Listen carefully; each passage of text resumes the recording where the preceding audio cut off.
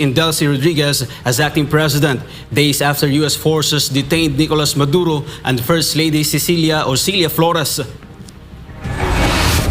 Meanwhile, at the United Nations, the UN warns a recent U.S. military operation could further destabilize Venezuela as millions endure a worsening humanitarian crisis.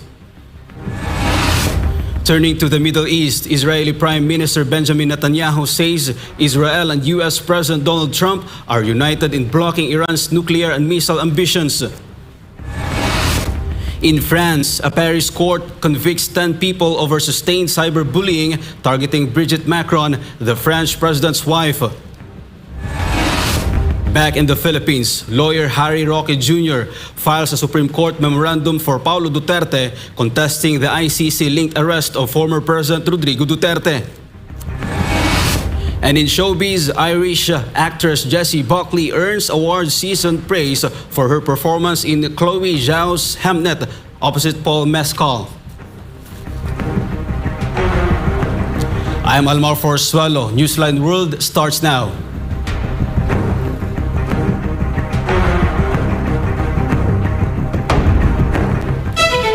Maduro pleads not guilty in his first appearance before a New York federal court despite his detention in U.S. custody. Maduro maintains that he is Venezuela's legitimate head of state. The latest updates from Kai Villan. Venezuelan President Nicolas Maduro appeared Monday at the Daniel Patrick Moynihan U.S. courthouse in Manhattan days after U.S. forces captured him during a military operation in Caracas. He entered a not guilty plea to multiple charges including narco-terrorism conspiracy, cocaine trafficking, and weapons-related offenses, marking a rare moment in which a sitting foreign leader is formally arraigned in a U.S. court. In a dramatic court setting, Maduro said, "I am innocent. I am still the president of my country." Maduro told the court his detention amounted to kidnapping, insisting the case is politically motivated. Translators assisted him as the U.S. judge confirmed his identity and outlined his legal rights. Maduro's wife, Celia Flores, appeared alongside him and also pleaded not guilty. Her lawyers raised concerns about injuries she allegedly sustained during the arrest, requesting a medical evaluation. Outside the courthouse, demonstrators both for and against Maduro gathered under heavy security, reflecting deep divisions over his leadership and the U.S. operation that brought him to New York. Back in Caracas, Vice President Delcy Rodriguez has been sworn in as acting president as the government moves to stabilize leadership amid an unprecedented legal crisis. The U.S. judge set the next court hearing for March as the case moves forward, with potential implications for international law, U.S.-Latin America relations, and the future of Venezuela's political leadership. Reporting for Newsline World, Kai Villan, SMNI News. Venezuela's National Assembly has sworn in Delcy Rodriguez as acting president days after U.S. forces detained President Nicolas Maduro and First Lady Celia Flores. Jane Cudnita for the details. Queda usted, ciudadana Delcy Eloína Rodríguez Gómez, investida en el cargo de presidenta encargada de la República Bolivariana de Venezuela. Felicitaciones. Delcy Rodriguez took her oath inside the National Assembly in Caracas. Assembly President George Rodriguez administered the oath, formally transferring executive authority to the Vice President. The swearing-in follows U.S. airstrikes and the detention of Maduro and Flores early Saturday, an operation Caracas has condemned as an illegal act of aggression. Her appointment comes amid renewed warnings from U.S. President Donald Trump, who said Rodriguez would face severe consequences if she failed to comply with Washington's demands. In an interview with The Atlantic, Trump said Rodriguez could pay a very big price, probably bigger than Maduro, if she does not, in his words, do what's right. After Maduro's capture, Rodriguez condemned the U.S. military action as brutal aggression and demanded their leader's immediate release, saying Venezuela only has one president, Nicolas Maduro. In her speech as the acting president, Rodriguez called on Venezuelans across political, social, and economic lines to unite, saying the country faces what she described as a threat to its stability and peace. Vengo con dolor por el sufrimiento que se le ha causado al pueblo venezolano luego de una agresión militar ilegítima contra nuestra patria. Vengo con dolor por el secuestro de 2 héroes que tenemos de rehenes en los Estados Unidos de Norteamérica, el presidente Nicolás Maduro y la primera combatiente, primera dama de este país, Cilia Flores.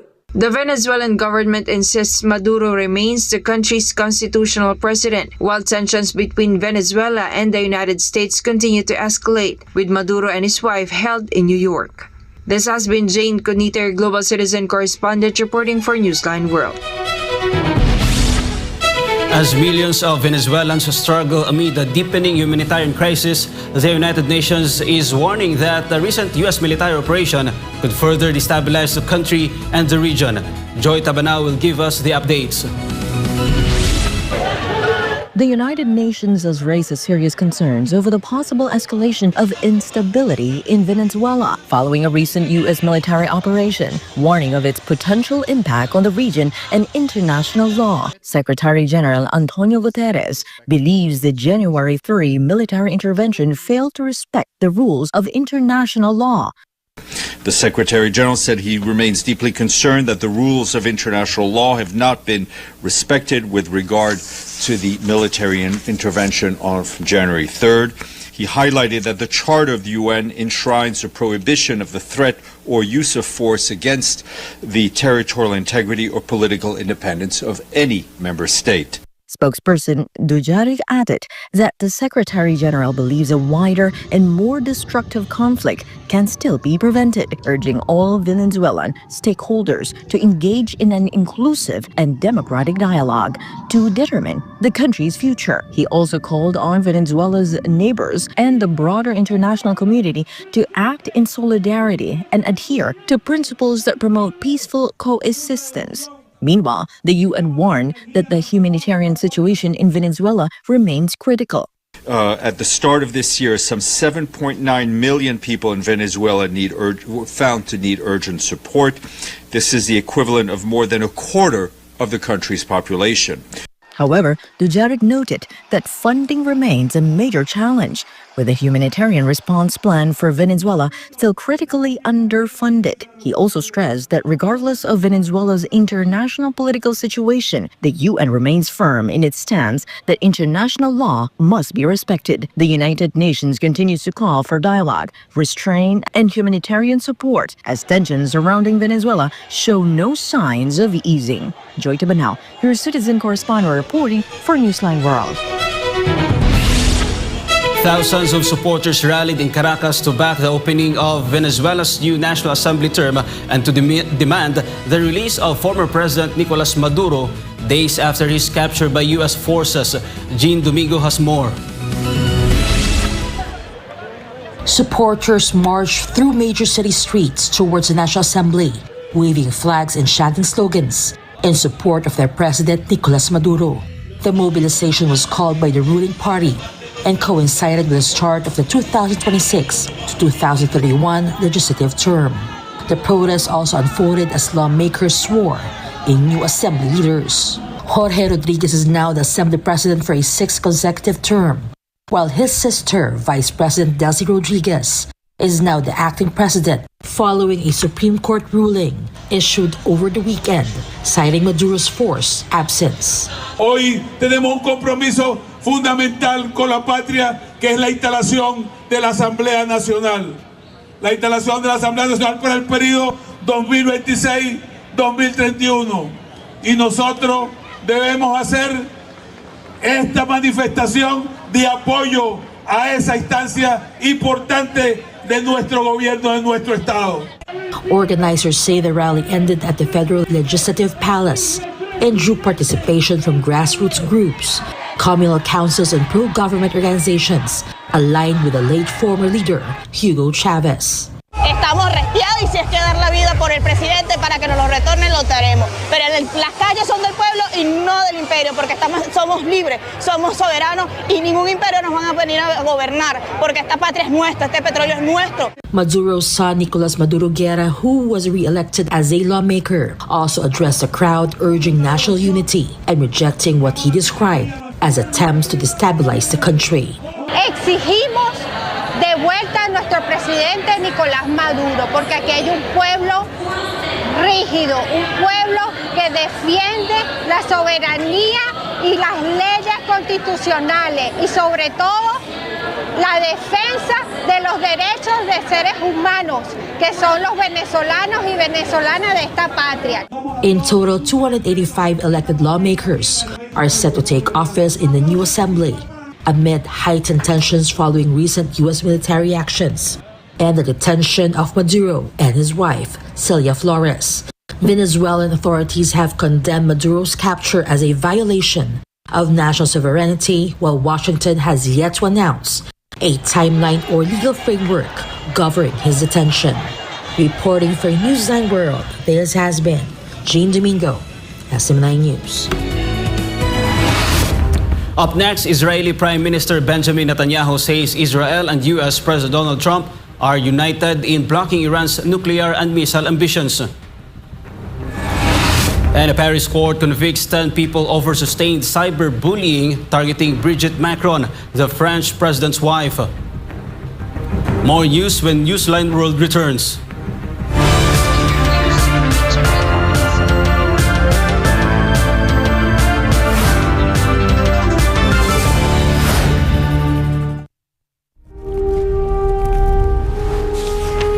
Pasasaan pa ang kalayaan kung ang mga alipin ngayon ay sila din naman mang-aalipin bukas.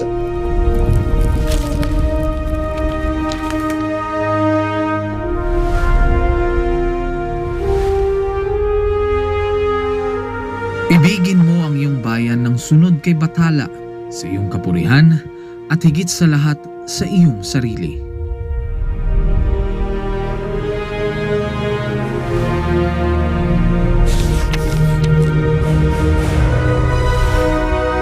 Hindi natin mapapalaya ang ating mga sarili maliban kung sumulong tayo na nagkakaisa sa iisang hangarin. Ang tunay na makabayan ay ang tumutupad ng pagpapabuti ng kanyang mga kapwa, gaano man kaaba ang kanyang katungkulan. Naway magsilbing paalala ang kanilang mga salita upang lalo nating mahalin at tapat na paglingkuran ang minamahal nating inang bayan.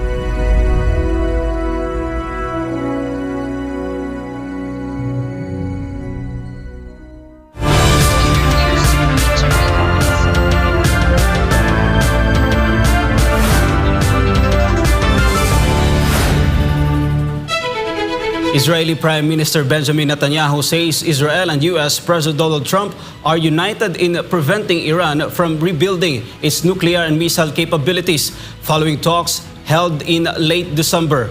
Carlo de la Peña tells us more. Speaking at the Knesset in Jerusalem, Israeli Prime Minister Benjamin Netanyahu said that he and U.S. President Donald Trump reached a firm understanding that Iran must not be allowed to renew its nuclear program or restore its ballistic missile industry. ובאשר לאיראן, שמושכת בחוטי הטרור במזרח התיכון וגם מעבר למזרח התיכון, הנשיא טראמפ ואני הבענו עמדה נחרצת. לא ניתן לאיראן לשקם את תעשיית הטילים הבליסטיים שלה, ובוודאי שלא נאפשר לה לחדש את תוכנית הגרעין, שפגענו בה קשות במהלך מבצע עם כלבי. העמדה המשותפת שלנו לגבי איראן עומדת בעינה. אפס יכולת העשרה, הוצאת כל האורניום המועשר, אל מחוץ לאיראן, ופיקוח קפדני ורציף על מתקני הגרעין. Netanyahu said Israel's position includes the removal of all enriched uranium from Iran and sustained international monitoring of nuclear sites to prevent any future escalation. The Israeli leader also commented on ongoing unrest in Iran, voicing support for protesters calling for political change. עכשיו, כשאנחנו דנו באיראן, ההתקוממות העממית, לא רק בטהרן, כבר במקומות אחרים, היא רק התחילה. ובינתיים היא התרחבה מאוד. אנחנו בישראל מזדהים עם המאבק של העם האיראני ועם השאיפה שלו לחירות וצדק. ייתכן מאוד שאנחנו עומדים ברגע מכריע, רגע שבו העם האיראני ייקח את גורלו בידו. Netanyahu met Trump in Florida on December 29th with discussions covering the second phase of the Gaza ceasefire and Iran's regional influence. Reporting for Newsline World, this has been Carla de la Peña, SMNI News. The Netherlands remains locked in winter with heavy snowfall bringing widespread travel disruption and forcing hundreds of flight cancellations as a national weather warning stays in effect. Heavy snowfall and freezing temperatures cripple air, rail and road transport for a fourth straight day. At Rotterdam Central Station, trains were brought to a standstill with commuters crowding platforms and electric boards flashing delays and no service notices.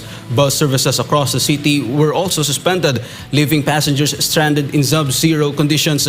Air travel has been severely affected. Amsterdam's Schiphol Airport canceled close to 500 flights on Monday morning alone and briefly shut down arrivals. Airport officials say snow and ice have forced the cancellation of hundreds of flights each day since Friday. The Royal Netherlands Meteorological Institute has issued a code orange warning across multiple provinces, citing ongoing snowfall and hazardous travel conditions. Authorities are urging residents to avoid non-essential travel as winter conditions are expected to persist throughout the week. Guinea's Supreme Court has confirmed the sweeping election victory of junta leader in last month's presidential election, formally validating the results and bringing the country's four-year political transition to an end. Joy Tabanao has more. Guinea's Supreme Court President Fode Bingura formally declared junta leader General Mamadi Doumbouya election victory during a press conference in the capital, Conakry. Bingura said Doumbouya won the December 28 presidential election in the first round after securing an absolute majority of the vote, with official results showing a landslide victory of 86.7%. Under Guinea's newly adopted constitution, Doumbouya will now serve a 7-year term as elected president, renewable once. The court's decision followed a review of results submitted by the General Directorate of Elections on December 30. Doumbouya, 41, ran as an independent candidate. Meanwhile, runner-up Piero Balda, who placed second with 6.59% of the vote, initially alleged the results had been manipulated but later withdrew the claim before the Supreme Court delivered its verdict. With prominent oppositions figures Celo Dalian Delgado and Sidia Torre remaining in exile. Doumbouya faced 9 other candidates in the vote. The election formally concludes Guinea's political transition, which began after Doumbouya led a military takeover that ousted former President Alpha Conde in September 2021. Joy Tabanao, your citizen correspondent reporting for Newsline World. A Paris court has convicted 10 people of cyberbullying in connection with years-long online claims targeting Brigitte Macron, the wife of French President Emmanuel Macron. With ruling was handed down after French prosecutors accused the defendants of repeatedly spreading online suggestions that Brigitte Macron had been born a man, as well as insinuations that her relationship with President Macron was akin to pedophilia. French authorities said there is no truth to the claims. To recall, Brigitte Macron, whose maiden name was Trenu, first met Emmanuel Macron when she was a teacher at his secondary school. The couple married in 2007 when he was 29 and she was in her mid-50s. Sentences imposed by the court range from mandatory cyberbullying awareness training to suspend prison terms of up to 8 months. Several defendants argued during proceedings that their online posts were intended as humor or satire. One of those convicted, Bertrand Schuller, criticized the verdict, saying it undermined freedom of expression in France. He said the decision showed that people could now be convicted for expressing views deemed displeasing by authorities, adding that some subjects were no longer allowed to be discussed or analyzed. En analyse. Donc je prends les faits et je les analyse. Je ne fais pas de blasphème, je ne dis pas de gros mots, je dis rien, j'analyse les choses. Et aujourd'hui, il y a des sujets qu'on n'a pas le droit d'analyser, qu'on n'a pas le droit de traiter, qu'on n'a pas le droit de suivre, auxquels on n'a pas le droit de Et donc ça veut dire que la liberté d'expression est réduite. Mais vous savez, depuis des années, on nous explique que pour avoir plus de sûreté, il faut accepter de réduire nos libertés. The online theories targeting Brigitte Macron have circulated since Emmanuel Macron first took office in 2017. The presidential couple decided to pursue legal action after saying the volume and intensity of the online attacks have escalated in recent years. When we return, lawyer Harry Roque Jr. files a Supreme Court memorandum for Paulo Duterte, contesting the ICC-linked arrest of former President Rodrigo Duterte. And in showbiz, Irish actress Jessie Buckley earns award season praise for her performance in Chloe Zhao's Hamnet opposite Paul Mescal. We'll be back after the break.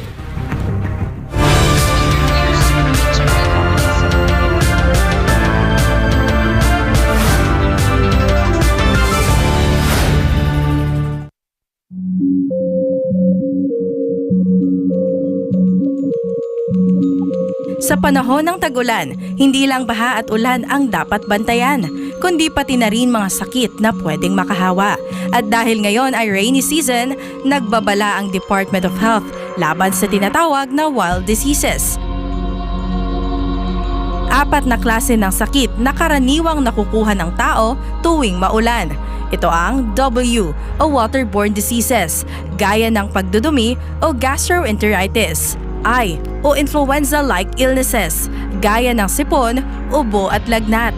L o leptospirosis, na maaaring makuha mula sa ihi ng mga daga sa baha. At D o dengue, na dala ng mga lamok. Kapag baha, mas mabilis kumalat ang mikrobyo. Kaya't ugaliin ang paghuhugas ng kamay at agad maligo matapos lumusong sa baha. Ano ang dapat gawin para maiwasan ang wild diseases? Tumutok sa weather updates. Magsuot ng kapote at bota. Siguraduhing malinis ang iniinom na tubig. Agad kumonsulta sa health center kung may nararamdamang sintomas. Mainam din gawin ang 40 o ang taob, taktak, tuyo at takip para maiwasan ang dengue sa bahay at komunidad. Maglinis, magmasid, mag-ingat. Labanan ang wild diseases ngayong tag-ulan. Ang paalalang ito ay hatid sa inyo ng SMNI. Isang pindot lang, pwede kang maka-jackpot. Mukhang masaya at easy money lang. Sa murang halaga, pwede ka na tumaya sa online gambling at e-casino apps. Mayroong sabong, slot machines, mahjong, poker at iba pa. Kailangan mo lang ng smartphone, e-wallet at internet. Pero ang aliw na ito, unti-unting nagiging bitag para sa mga Pilipino. Lalo na kung ang paborito mong artista o influencer ang mukha ng app. Mas madaling makaengganyo, diba? Parang safe naman kasi may kilalang mukha. Pero sa likod ng ngiti, sugal pa rin ang itinutulak. At syempre, mas madali ring itago ang pagkalulong sa bisyong ito. Walang pisikal na kasino o pasugalan, walang kaharap, walang accountability, kaya't mas lumalala ang adiksyon. Dagdag pa rito, maraming online gambling apps at walang regulasyon. Sa likod ng mga makukulay na interface at papremyo, nakatago ang problemang bumabalot ngayon sa bansa. Ang pagkalulong ng maraming Pilipino sa online gambling. Pwede maglaro kahit saan, kahit kailan, kahit sino, bata man o matanda, pwedeng malulong. Ayon sa mga eksperto, ang pagkakalulong sa online gambling ay nagdudulot ng matinding stress at anxiety, pagkakabaon sa utang, pagkawasak ng pamilya, pagkawala ng tiwala sa sarili. At tulad ng ibang bisyo, may mga senyales ito tulad ng hindi makapagpigil kahit walang pera, palihim na tumataya, pagpapabaya sa trabaho, pamilya o sarili. Sa bawat taya, may mga taong tunay na kumikita, mga malalaking negosyante at investors na negosyo ang bisyo ng masa. Para sa kanila, perang pumapasok lang ito, pero para sa ordinaryong Pilipino, kabuhayan at relasyon ang nauubos. At ang masakit, tila matagal itong nahayaan. Hindi ito naging prioridad ng mga nakaupo sa taas hanggang sa sobrang lumala at halos naapektuhan na ang buong komunidad. Ngayon, sa dami ng nalulung at sa laki ng pinsalang naidulot, sa kapalalong umugong ang mga panukalang batas para higpitan ng online gambling, gaya ng pagbabawal sa paggamit ng e-wallets para tumaya, pagtaas ng minimum bet, mas mahigpit na identity verification, pag-block ng mga illegal na gambling sites, at bawasan o ipagbawal ang mga ads na target ang kabataan. Maaari itong magmukhang laro lang, pero sa katotohanan, isa itong sugal sa kinabukasan. Ang kita na dapat sa mga pangunahing pangangailangan o ipon na uubos sa sugal. At sa mundo ng online gambling, mas madali kang matalo kaysa manalo. Huwag hayaang sugal ang magdikta sa iyong buhay. Isang paalala mula sa SMNI.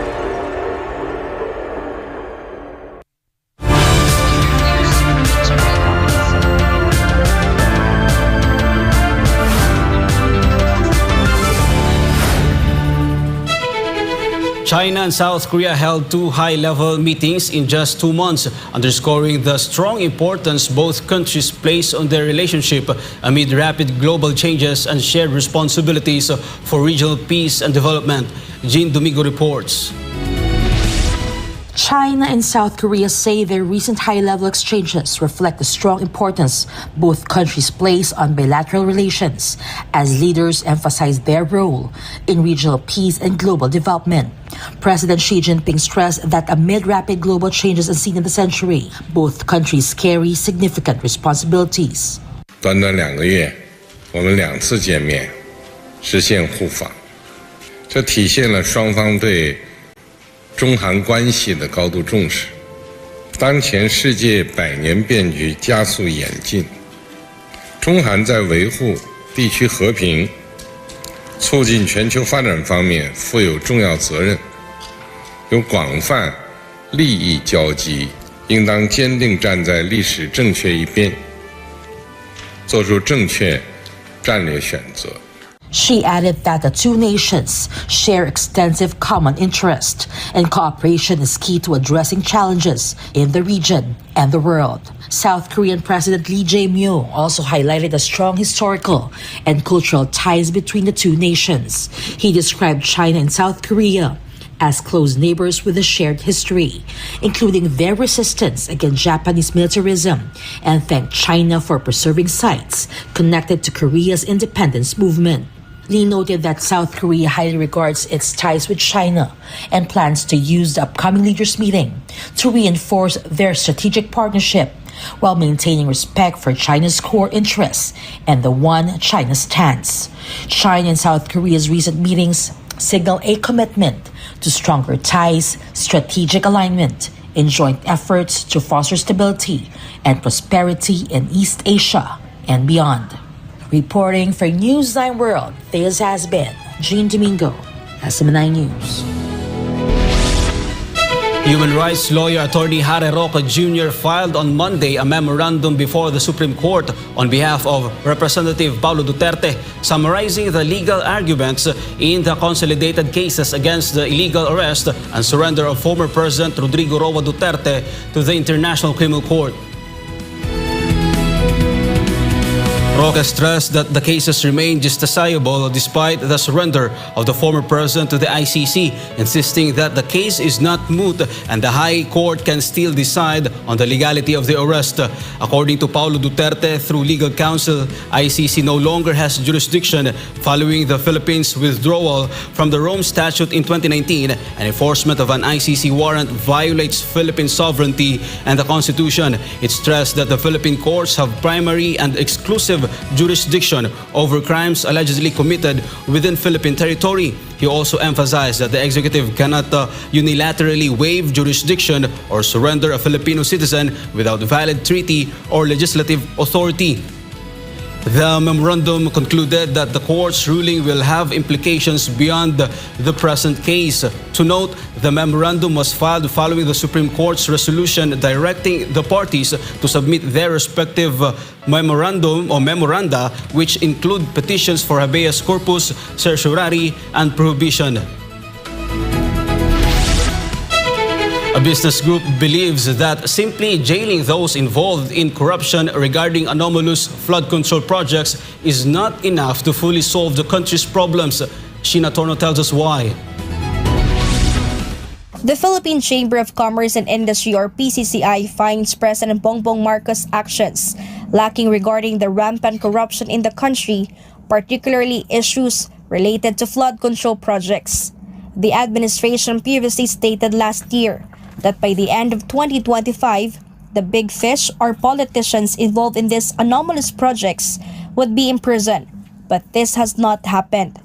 Because of this, the business group is calling for the strengthening of anti-corruption reforms and the promotion of digital transformation. According to PCCI President Ferdinand Perry Ferrer, simple prosecution and imprisonment of those involved in corruption are insufficient.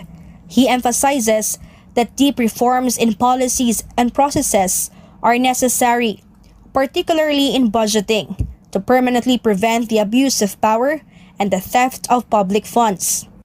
The PCCI further asserts that the failure to address corruption has a massive impact on business and the economy. Billions of pesos are reportedly lost to corruption, funds that could have been used to strengthen digital connectivity and infrastructure to help make the country more attractive to investors. It can be recalled that only the controversial contractor Sara Diskaya, owner of St. Gerald Construction Company, is currently imprisoned for alleged anomalies. Aside from her, several officials from the Department of Public Works and Highways, or DPWH, are involved due to ghost and substandard projects. However, the government has seemingly failed to imprison the politicians named during last year's hearings regarding the flood control anomaly. For God and for my beloved Philippines, this has been Sheena Torno, SMNI News. Following the recent clash between government troops and New People's Army or NPA rebels in Occidental Mindoro, the National Task Force to End Local Communist Armed Conflict or NTF-LCAC confirmed that the fatality was not merely a student but an active member of the rebel group. This report. The National Task Force to End Local Communist Armed Conflict or NTF-LCAC extended its condolences to the parents and family of Jerlyn Rose Doidora, who was killed during an encounter between government forces and communist terrorist group New People's Army or NPA in Abra de Ilog, Occidental Mindoro on January 1, 2026. Based on social media posts by Kabataan Party List, Jerlyn Rose Doidora was identified as a member and part of the General Secretariat of the organization and a student of the Pamantasan ng Lungsod ng Maynila. Many netizens criticized and questioned why a student was in the mountains during the holiday season, especially while a ceasefire had been declared by the rebel group. In response, NTF-LCAC clarified that Doidora was not merely a student. According to information gathered by authorities on the ground, Jerlyn had already joined the New People's Army. According to the task force, the incident and the immediate defense mounted by so-called legal fronts of the CPP, NPA, NDF following Doidora's death only reinforced claims of illegal recruitment by leftist groups, with young people as the primary victims. NTF-LCAC emphasized that its priority is now the safety and security of other youths and students previously reported to have joined the rebel movement. The task force said it is also their mission to safely return them to their families. Finally, the Liga ng mga Barangay of Abra de Olog strongly condemned the violence, harassment and extortion allegedly committed by the CPP, NPA, NDF in their area while calling for peace. The Metropolitan Manila Development Authority or MMDA wants to be part of the early planning stages for flood control and other infrastructure projects in Metro Manila to ensure these initiatives are more effective against flooding and traffic. Prince Tripoli reports. The Metropolitan Manila Development Authority or MMDA has expressed its desire to take a proactive role in planning flood control and other infrastructure projects within Metro Manila.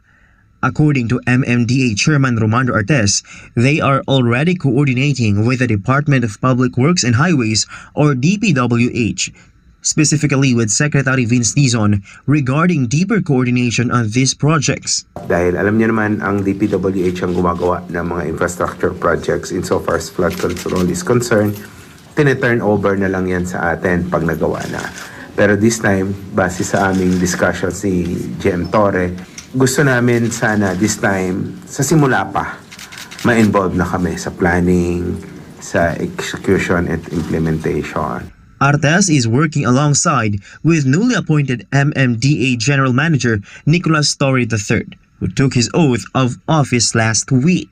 Mamaya magre-report si General Torre na nag-inspect na sila nung EDSA rehab.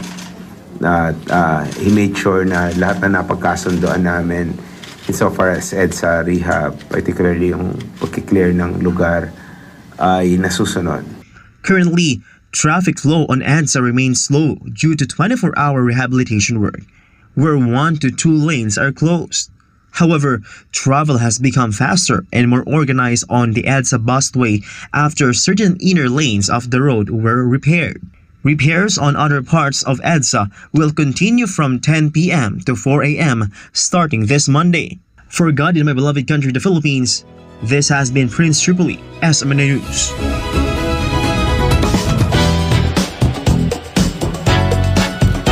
Irish actress Jessie Buckley is making waves this award season, earning critical acclaim for her performance in Chloe Zhao's Hamnet opposite Paul Mescal. Meanwhile, Filipina singer Gwen Dorado is making history in South Korea, becoming the only foreign contestant to reach the top 4 of the hit talent show Sing Again 4. Jane Cunita has all the entertainment news. Irish actress Jessie Buckley continues to dominate award season, earning praise for her latest performance in Chloe Zhao's Hamnet. Buckley's portrayal in the film has captivated critics and audiences alike, with many highlighting her powerful performance opposite Paul Mescal. The rising star shows no signs of slowing down, as anticipation builds around her potential nominations and accolades this award season. With critical acclaim mounting and awards buzz growing, Jessie Buckley is fast becoming one of Hollywood's most talked about talents of the year. A Filipino singer is making waves in South Korea, becoming the only foreign contestant to reach the top 4 in the popular talent show Sing Again 4. Gwen Dorado, 21, wowed judges and audiences alike with her performances, securing a spot among the Korean finalists Lee Oh-uk, Kim Jae-min, and Slo Lee. Her remarkable journey on the show has drawn attention not only in South Korea but also from fans back in the Philippines, highlighting her talent on an international stage. As the competition heads to its final stages, Dorado continues to inspire viewers, showing that determination and talent can make history, even far from home. And that's it for today's entertainment news. This has been Jane Cunita, Global Citizen Correspondent, reporting for Newsline World.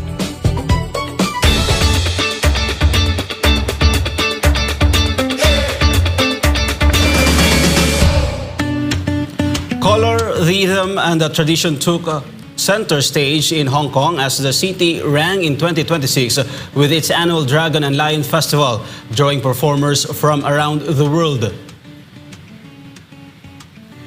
The celebration saw nearly 140 lion and dragon dance troupes flood the streets over the first 2 days of the new year, making both the Hong Kong Dragon and Lion Festival and the 8th World Dragon and Lion Day. On New Year's Day, the troops joined a parade along the Tsim Sha Tsui waterfront, performing alongside more than 1,500 artists from over 10 countries in a vibrant display of cultural exchange. This year's theme, International Gathering of Dragon and Lion Elites, was highlighted by a grand parade featuring 130 troops along the harbor front.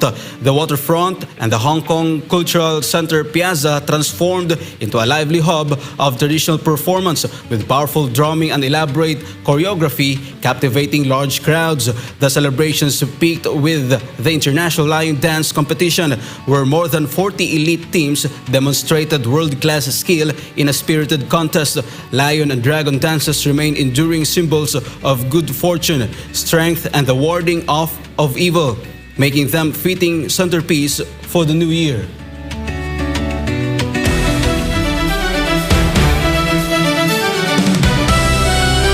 In sports, Abdul Fattawo struck a dramatic 94th minute of volley as Leicester City grabbed a crucial 2-1 championship win over West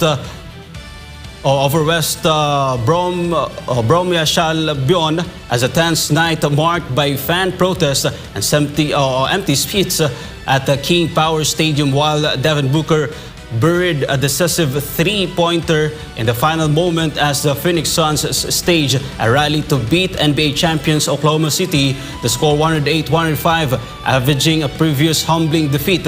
Here's Carlo De La Peña for the report.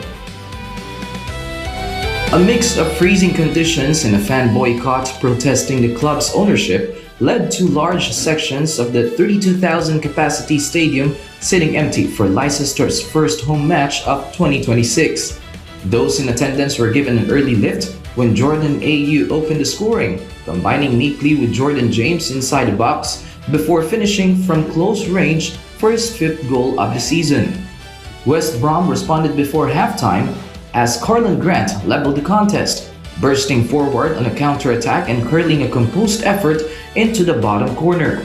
The Baggies dominated much of the second half, with Isaac Price seeing a deflected effort hit the post and Leicester goalkeeper Jakub Stolarczyk producing a string of outstanding saves to keep his side level.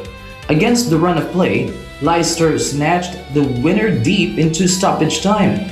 Steffi Mabididi delivered a precise cross and Fattawo met it with a thunderous 15-yard volley to spark celebrations among the home support. Despite the victory, pressure remains on Fox's manager Marty Cifuentes after a labored performance, while West Brom boss Ryan Mason faced further scrutiny as his side suffered a 10th straight away defeat and slipped to 6 losses in 8 matches.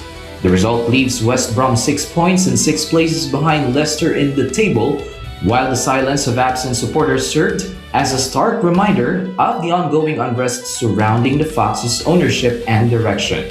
Meanwhile, the Suns clawed back from an 18-point hole to atone for their worst loss as a franchise, a 138-89 drubbing by the Thunder in last month's NBA Cup quarterfinals. Booker totaled 24 points and 9 assists and delivered the winning shot after Oklahoma City had erased a late deficit to draw level. Dillon Brooks chipped in 22 points for Phoenix and drilled a key three-pointer over reigning MVP Shai Gilgeous-Alexander with 36 seconds remaining to push the Suns ahead 105-101. The Thunder answered to make it 105-105 with 8.2 seconds left, but Booker had the final say, calmly knocking down the game winner at the buzzer. Jordan Goodwin sparked Phoenix off the bench with a career-best 26 points as the Suns halted Oklahoma City's 4-game winning run. Gilgeous-Alexander led the Thunder with 25 points and Jalen Williams added 23, though Oklahoma City still owns the NBA's best record at 36. In other action, Detroit tightened its hold on the Eastern Conference led by defeating Cleveland 114-110. Cade Cunningham scored 27 for the Pistons, with Dennis Jenkins contributing 25 off the bench. Reporting for Newsline World, this has been Carlo De La Peña bringing you the latest sports news. And before we end, may you be inspired with the words of the Sun.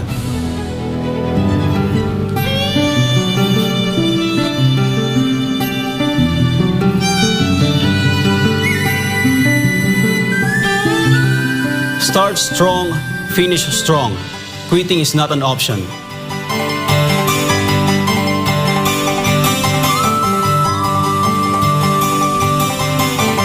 And that's all for this edition of Newsline World. For God and my beloved country, the Philippines, I'm Almar Forzuelo.